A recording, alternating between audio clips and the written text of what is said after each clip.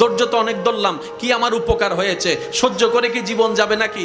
আপনার মনে প্রশ্ন যখন আসবে আপনি বুঝে নেবেন এটা আপনার মনের প্রশ্ন নয়, এটা শয়তানের প্রশ্ন আপনার মনের মধ্যে ঢুকাই দিচ্ছে, যেন আপনি অধৈর্য হয়ে আঘাত করে ফেলেন। কারণ মিস্টার শয়তান ভালো করে জানে আল্লাহকে পাওয়াই হচ্ছে বান্দার কাজ, আর আল্লাহকে পাওয়ার জন্য বান্দার যতগুলা কাজ আছে সবচাইতে হাই লেভেলের অন্যতম একটা কাজের নাম হচ্ছে ধৈর্য।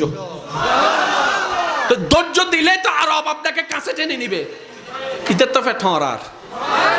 সেজন্য ও চায় না কেউ ধৈর্য ধরুক, সেজন্য বলে যে বহুত ধৈর্যস্ত আর কি ধরিবি। শয়তানের বলাটাকে আমরা মনে করি আমাদের মনের বলা, এটা আসলে বুঝতে হবে কোনটা আমাদের মনের বলা কোনটা শয়তানের বলা। এবার আপনি শয়তানের কথাটা শুনে ছোট ভাইরে দইলা কলার সাই দইলা মাইরা দিয়েছেন, নাক একটা ফাটাই দিয়েছেন। কার কথা শুনে? জোরে বলতে হবে, কার কথা শুনে? তাহলে দোষীকে শয়তান, দোষীকে। এবার যখন আপনার হাঁটাজারির পুলিশ